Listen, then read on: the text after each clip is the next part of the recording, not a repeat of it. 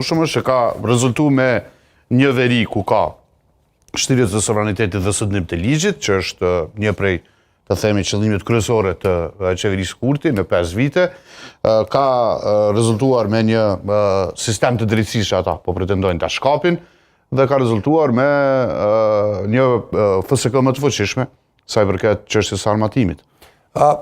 Këtë janë pretendime. Pra të gjitha janë pretendime të cilat qytetari është shumë vështirë t'i sheh, mirë janë pretendime politike nga ana tij. Fundi nuk e di si do t'i vije, po mentalisht gjendja në veri nuk është pretendim, ka shtirje të sovranitetit. Po ka dhe blokad. Edhe të sundimit të ligjit. Ka udhëhec komunal çka janë, a undruna janë shqiptar, jo, janë prapë serb. Mirë, po vazhdojnë të respektojnë rregullat e Republikës Kosovës, nuk është subordinojnë. Shikoj, ne gjithmonë sovraniteti në veri gjithmonë ka shku tu ushtri. Pra, edhe në kohën tonë është një pjesë e madhe e sovranitetit, edhe jo vendos pikat kufitare, edhe jo vendos domon, gjithmonë ka shku tu ushtri sovraniteti. Pra ka qenë një proces në të cilin kalon. Dhe ky ka hyrë në atë proces, edhe disa gjëra ndoshta ka mujt me i bë në formë të ndryshme, mirë po sovraniteti ka filluar me ushtri. Çka ka rezultuar me këtë proces që po them ka qenë gjithnjë duke ushtri, në kokforcinë e vet, çka bëni krijoi sanksione. Pra për herë të parë ne shtinëm vetën sanksione.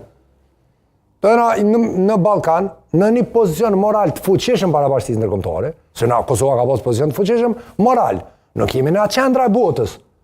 Mirë po pozicioni jonë moral, domethënë ka qenë shumë i respektuar në bashkinë ndërkombëtare, në të gjithë qeveritë evropiane, dhe ai pozicion moral ulshu, çka ndodhi filluan me të ardhur sanksionet, filluan me të ardhur kritikat.